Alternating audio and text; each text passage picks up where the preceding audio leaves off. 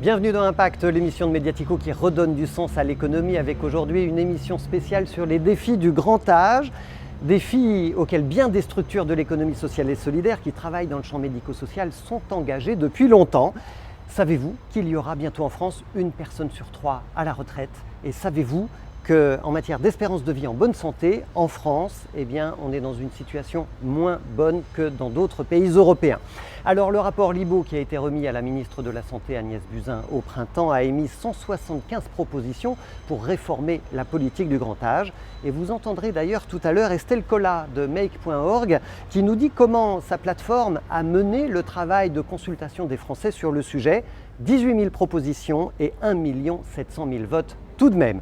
Et au fond, cette grande idée plébiscitée. On en parlera tout à l'heure avec Asma Chouta. Elle est directrice de l'association InVie qui facilite les échanges de pratiques professionnelles dans le secteur de l'aide à la personne. Elle est notre invitée. Elle répondra aux questions des lecteurs de Mediatico. Mais avant tout ça, on va vous emmener découvrir le Social Lab. C'est l'accélérateur d'InVie pour les projets entrepreneuriaux liés aux défis du grand âge. Le Social Lab d'InVie, c'est le coup de cœur de Mediatico.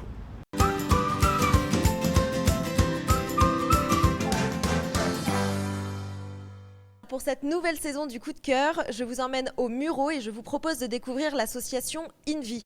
On y va ?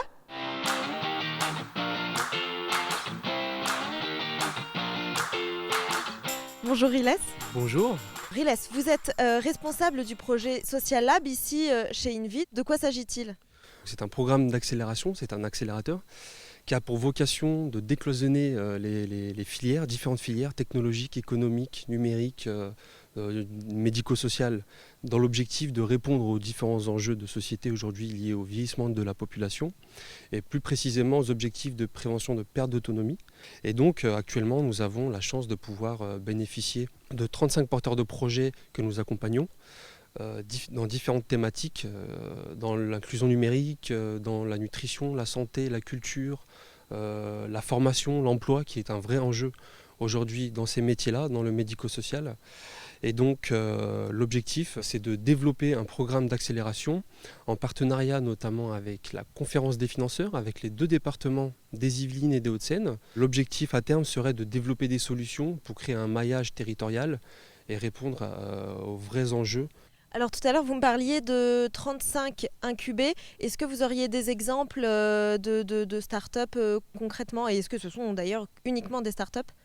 Alors nous avons différents types de structures, nous avons des associations, nous avons des centres communaux, nous avons des start-up, nous avons des entreprises qui ont déjà plusieurs années d'existence. On a différents projets, on a par exemple le projet de monsieur Jean-Paul Carta qui permet de capter à travers un t-shirt connecté les données de posturologie des aides-soignants, des auxiliaires de vie et d'anticiper les troubles musculo-squelettiques en faisant des recommandations.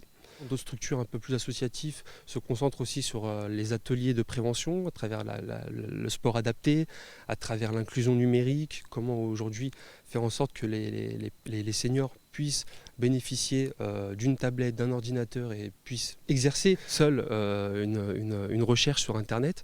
Donc tous ces problèmes, tous ces enjeux aujourd'hui se posent et on se doit d'y répondre et c'est ce que l'on essaye de faire à travers notre Labitonomie. Très bien, merci beaucoup Riles d'avoir reçu Mediatico. Merci à vous, c'était un grand plaisir et puis j'espère vous revoir très prochainement. Avec plaisir. Merci à vous. Et quant à nous, on se retrouve très bientôt pour un nouveau coup de cœur. Voilà, décloisonner, accélérer les startups, construire un maillage territorial et prévoir les métiers de demain, c'est aussi ça, l'économie sociale et solidaire. Alors on se retrouve ici au Grand Voisin devant le bâtiment Rapine qui a été un temps une école de sages-femmes et c'est juste à côté dans la lingerie des Grands Voisins que je vous emmène maintenant pour retrouver notre invité.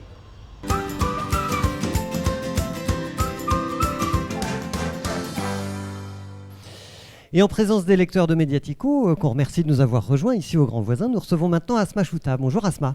Bonjour Frédéric, merci de me recevoir. Vous êtes la directrice de l'association InVie, qui est spécialiste des échanges de pratiques professionnelles dans le secteur de l'aide à domicile. Si on regarde un petit peu votre parcours, vous avez démarré par des études de droit, vous êtes engagé dans le secteur public, à la mairie de Muro notamment.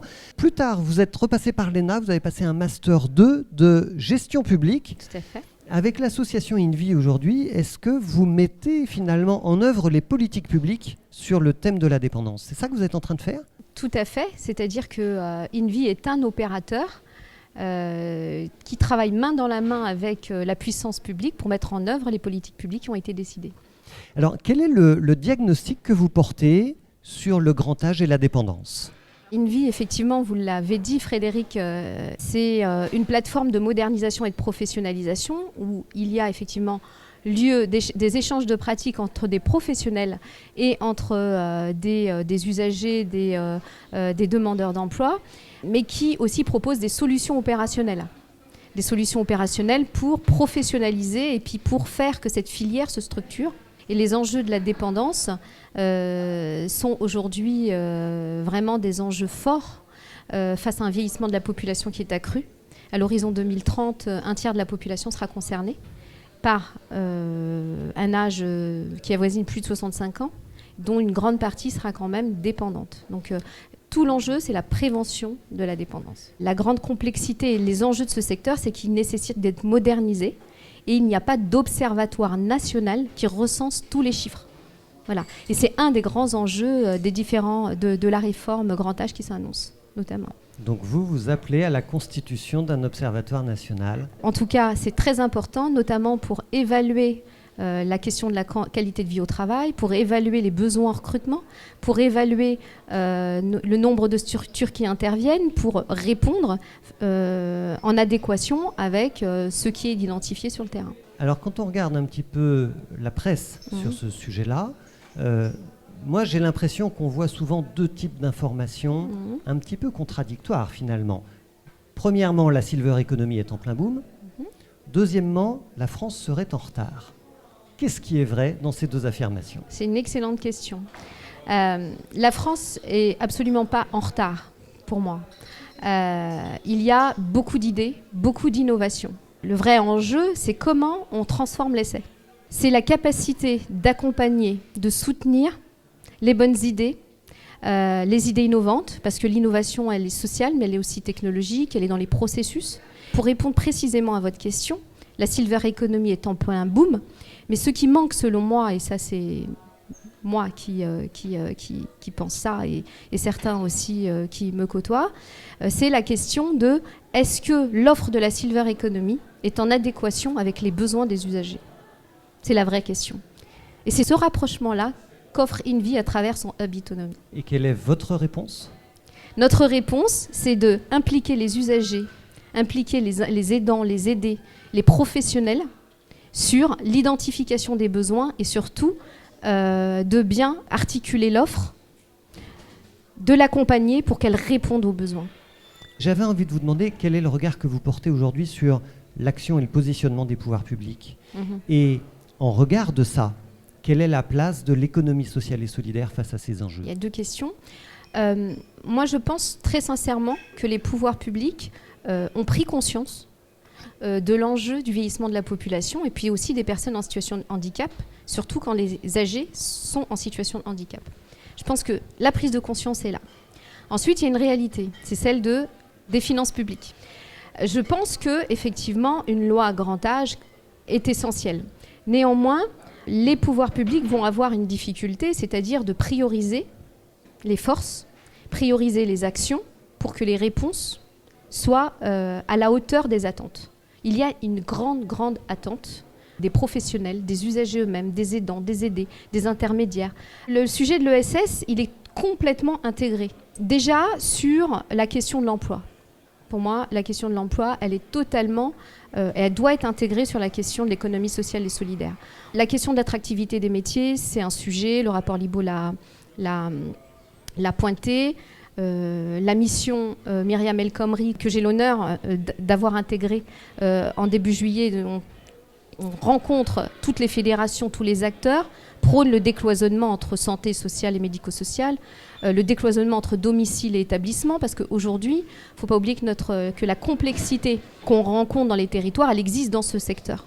Mais la question du recrutement, la question de l'emploi, la question de la valorisation de ces métiers, c'est un vrai sujet, encore une fois.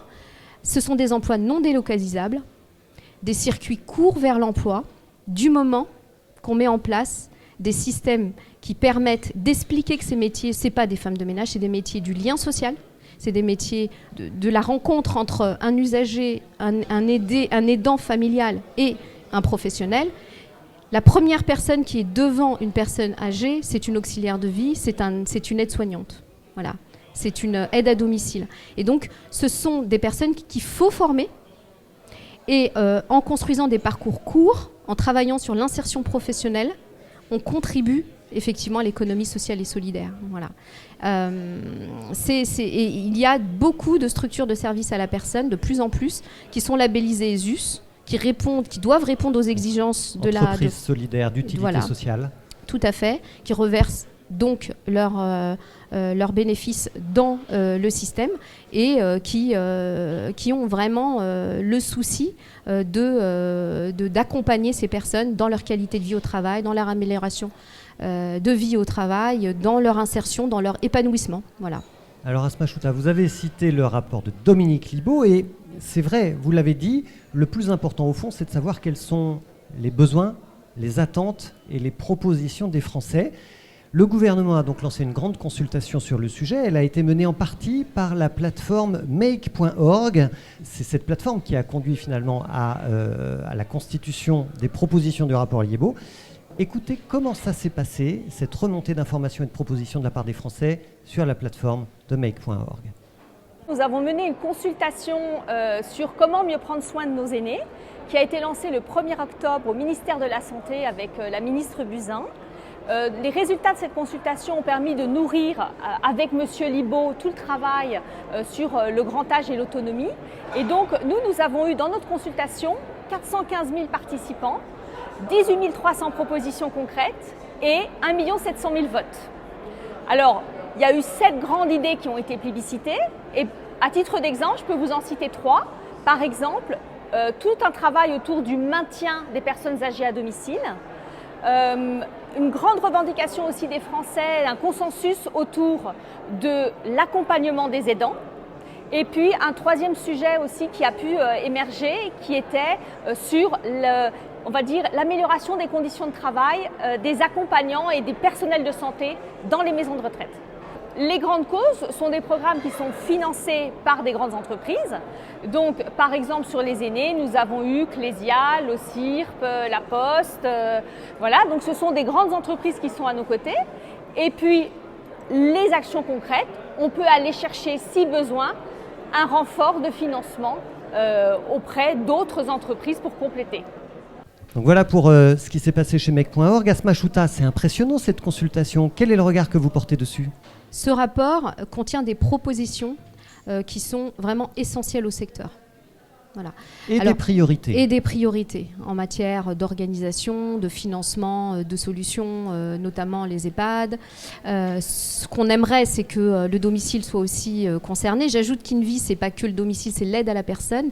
Et on travaille sur une trajectoire de vie où le chez-soi, il peut être à domicile, en établissement, à un moment donné, un instant T de la vie de l'usager. Donc c'est vraiment l'aide à la personne au sens global, l'autonomie au sens global. Donc le rapport Dominique Libaud est un rapport complet, est un rapport qui priorise, notamment sur la question de l'attractivité des métiers, qui si on ne fait rien... C'est sa toute première proposition. Voilà. Investir dans l'attractivité des métiers. Et c'est aussi l'un de vos axes prioritaires de travail. Et pas depuis cette année. Non. La question de la refonte de la formation, de rendre accessible la formation au plus grand nombre, est un vrai sujet. Bien sûr, la question de la rémunération, la question de la qualité de vie au travail, la question du champ conventionnel, qui n'est pas égal quand on est dans les entreprises et dans les associations. On avance, mais la question de l'attractivité des métiers ne pourra pas passer sans un travail sur les conventions collectives et sans un travail sur la formation professionnelle et sur la reconnaissance de ces métiers. Asma Chouta, chez InVie, vous organisez aussi un grand salon des innovations pour l'autonomie qui s'appelle l'Itonomie. Ça se passe début octobre, les 9 et 10 octobre, là, cette année. C'est le rendez-vous international de l'innovation dans les services à la personne. Ça se passe au Muro, sur votre campus. C'est la 3e édition. C'est la 3e édition. Qu'est-ce qu'il y a de neuf cette année ? Qu'est-ce que vous nous préparez ? Alors, On a en 2017 lancé un événement Itonomie et on se disait mais nous on veut rassembler l'usager et on veut le rendre acteur et les professionnels on veut les rendre acteurs de l'innovation. Et donc on s'est dit on veut décloisonner. Et donc Itonomie, en faisant la première édition, on s'est dit on veut faire un salon de l'innovation sociale et de l'innovation technologique en faveur de l'autonomie des personnes, mais on veut qu'il soit ouvert à tous. On veut qu'il soit aussi bien pour le grand public que pour les professionnels, que pour ceux qui recherchent des innovations, que pour ceux qui recherchent des solutions pour leur famille, et puis acculturer à la question de l'innovation. Parce qu'on avait une caricature du robot auxiliaire de vie, voilà, qui nous vient des pays asiatiques. Et nous, on voulait expliquer que non, c'est une solution pour améliorer les conditions de travail, pour éviter. Mais il faut de l'humain, bien sûr. Et c'était le message. Et on a voulu adosser à ce salon, outre des conférences sur les regards croisés internationaux, sur l'habitat de demain, sur la question de l'éthique, sur la question de la ville connectée. Face au succès de la première édition, on a créé une deuxième édition. Et cette année, la nouveauté, c'est que le département des Hauts-de-Seine et le département des Yvelines nous ont rejoints dans l'aventure et portent totalement avec nous le salon Itonomie. Et il devient effectivement le salon des deux départements et d'Invie. On va laisser maintenant la place aux questions du public.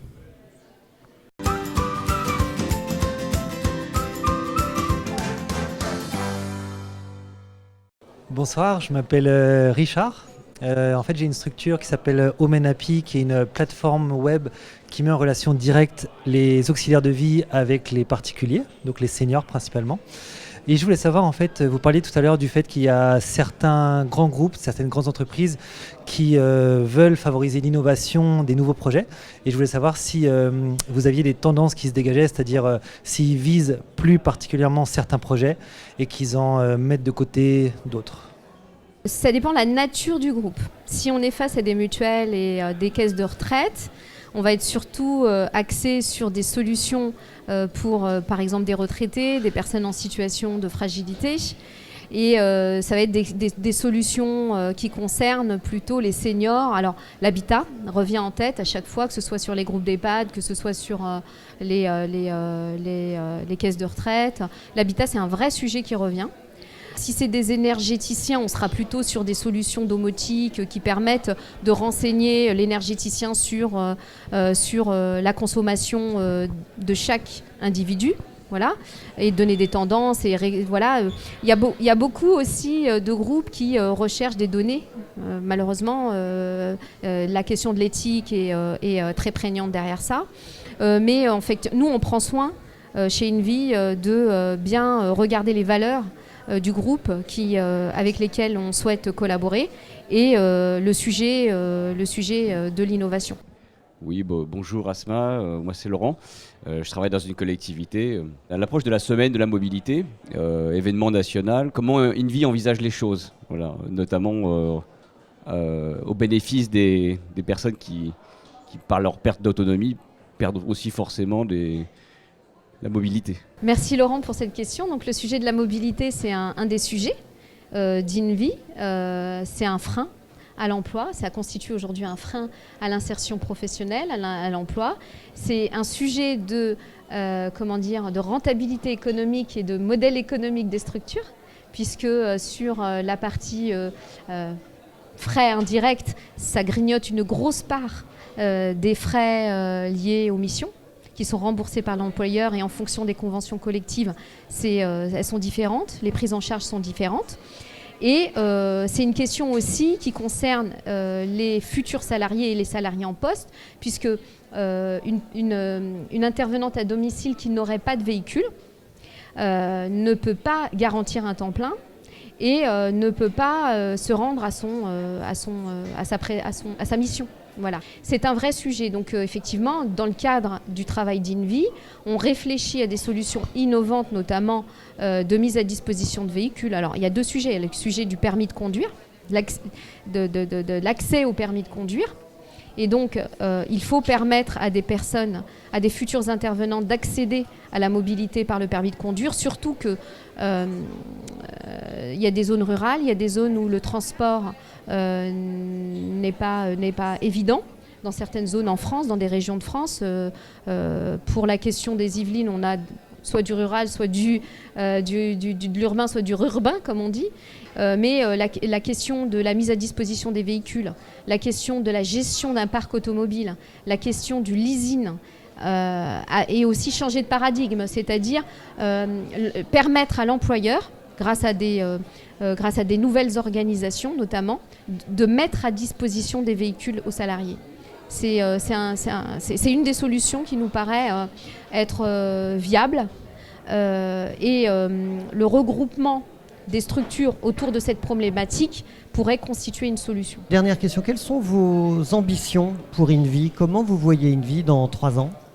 Tout ce que je souhaite, c'est qu'il y ait des INVI dans d'autres départements pour que d'autres structures, que ce secteur d'activité et que les personnes et les citoyens puissent disposer d'outils tels que cette plateforme.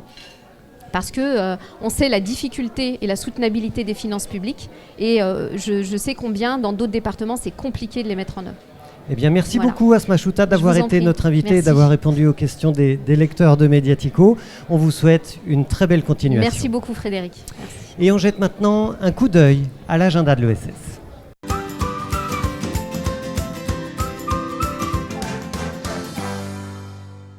Les rendez-vous à ne pas manquer dans le secteur pour les acteurs de l'économie sociale et solidaire et de l'entrepreneuriat social. Eh bien, ne ratez pas évidemment le salon Itonomie les 9 et 10 octobre. C'est le salon international des innovations pour l'autonomie, 100 exposants, une vingtaine de conférences, et ça se passe sur le campus d'INVI au Mureau, dans les Yvelines.